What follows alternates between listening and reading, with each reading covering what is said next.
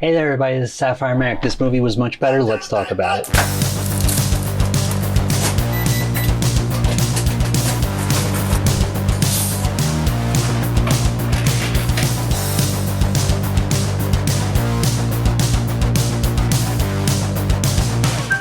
You seem so different. I told myself there's no way that everything I've been building toward would be destroyed because some pouty little, and this is before I knew you personally, bitch, pardon my French, wanted to steal herself a husband. Alright, so earlier on this channel, in fact, between the previous review or one review ago, depending on which order I decide to put these up, we talked about that movie from that Dug stream, Les Divorce. Now I got this in a double pack, which was $4, and this film was called French Kiss. I didn't mention this in the Les Divorce review because I largely didn't like Les Divorce, but this film is also in wider than widescreen. This one's 2:3:5:1. Often, what's the best way to explain this? Essentially, a film, a standard widescreen that you'll see in my video, for example, on YouTube, or really any other YouTube video, is in 1:8:5:1. or 1:7:8:1, somewhere in that kind of ballpark. So 2:3:5:1 is wider than that. And you might see the crop lines on the top and bottom because you're watching it on a standard widescreen television and think that that means that it's cropped, which it can be, but that still means that that is the way the filmmakers intended you to see it, was in that wider aspect ratio. I'm pretty sure that actually is the way they shoot it. They shoot it with a 1:8:5 image and then they crop it either in post or, well, in post, but they account for that on the monitors. On the monitors, they have that outlined. This part at the top, this part at the bottom, that'll be gone. Anyway, I think it's cool when films do that. It is not a requirement. It's not like it gets like a cajillion extra points for that. Again, Les Divorce did that as well. Les Divorce was bad. This movie was definitely a lot higher budget, and by the way, it took me a somewhat embarrassing amount of time to realize that these two movies are in a collection together because they're both related to France, French people. I mean, it's not called that, obviously. It's just called 20th Century Fox Double Feature 2 DVD Set, French Kiss, Les Divorce. But this film was definitely better. I could definitely tell this one was a comedy, for example. I say this a million times. A lot of color,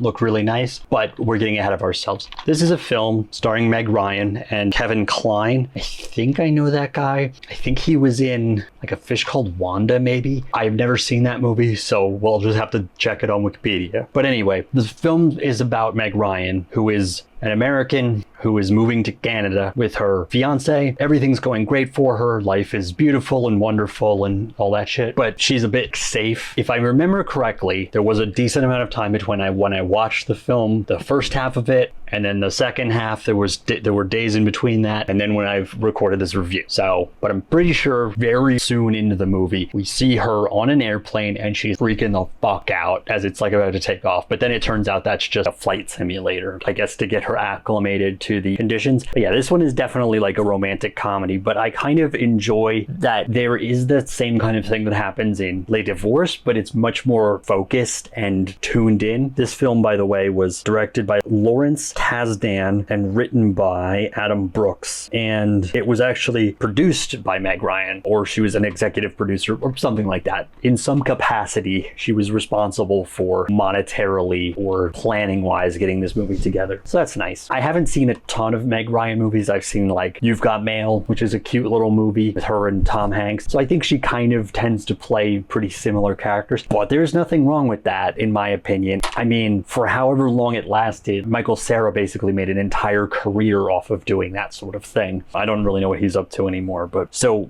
she is just randomly dumped one day by her fiance who has feelings for another woman. So she, as you do, just decides to follow them to France, which she embraces her fear of planes and is able to take one to France. Sure, whatever. I guess, you know, the adrenaline's going really hard or whatever. I may sound like I'm being really sarcastic, but I did think this movie was fairly good. I mean, to be fair, it's almost 30 years old, so it does feel a little outdated. Is that the right word? I don't know. But anyway, in conjunction with that, she meets this French guy who is being kind of I guess he's not being like, he's being a little crass, but he's mainly just doesn't agree with her. To him, love is not really a thing. You hook up with someone and you have a good time and that's great and all that. And it's revealed to us that he has, you know, plant, and he's doing that because it has like a diamond necklace in it. And that plot thread continues to the end of the film, and there is a resolution to that involves Meg Ryan, because ultimately they meet and kind of grow closer together, and he becomes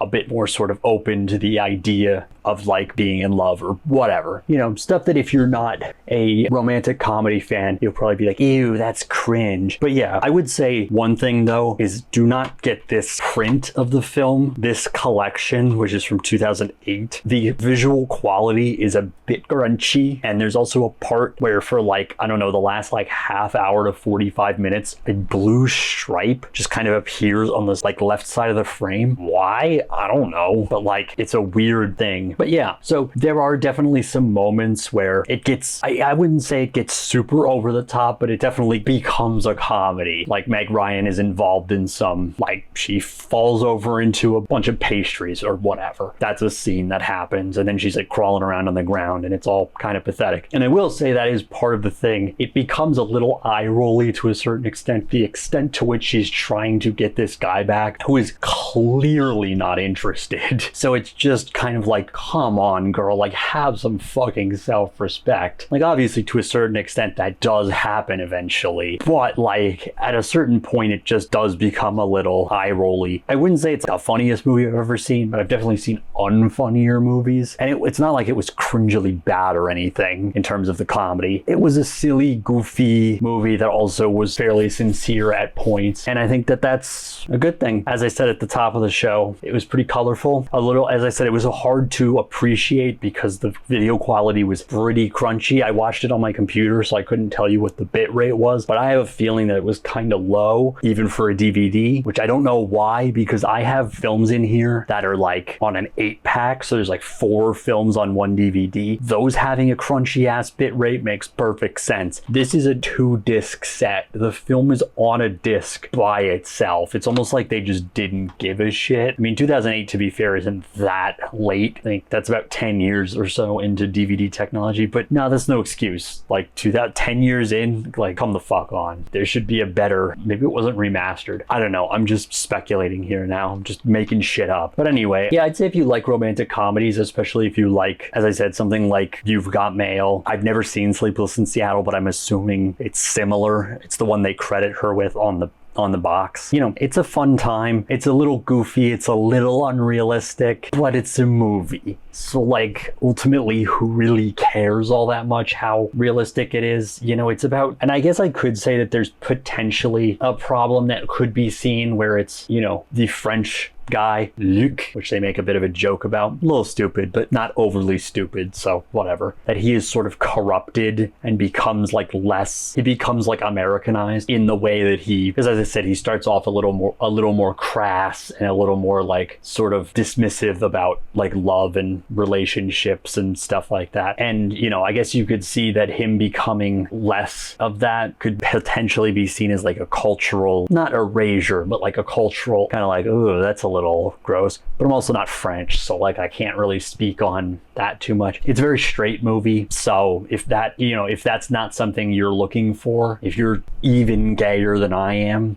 then, you know, that might be a problem. I will say, thankfully, there's no gay jokes, there's no trans jokes from what I remember. Don't take that as gospel. I could be completely misremembering, but I feel like I would remember something like that. It's mainly very straight in the sense of omission. There are no trans characters, there are no gay characters, but quite frankly, wouldn't you rather there not be any of them rather than them be portrayed poorly? I guess that's probably kind of a hot take, but it's also 1995, so. But yeah, I think the movie is overall, it does have a bit of that like man versus woman sort of like battle of the sexes kind of shit going on. If I remember correctly, I think there was some rhetoric in there that kind of was like, women are all like whatever, and they're like and men are like there was an erectile dysfunction joke that came up a couple times, which I'm just kind of like, really? Okay, you know, it's a bit of a low blow. LOL, low blow. But yeah, overall, I'd say I recommend it. I'd say it was pretty good. As I said, definitely better than Les Divorces. Les Divorces was a fucking mess. This movie because it has that plot line with Luke, which also involves a police chief. Right, I almost forgot the weirdest thing about this movie though. For some reason, by default, it doesn't have subtitles because there are quite a lot of points where, for example, the police officer will be talking to Luke and you can't tell what they're saying. I mean, you can kind of get the general vibe of what the conversation is about, but it would be nice to know the specifics of what they're saying. And if they were only saying like a one word back and, you know, like one sentence back and forth to each other, that would be fine. But like, for example, there's a part toward the end where Luke and the detective are talking to each other. Wait, yeah,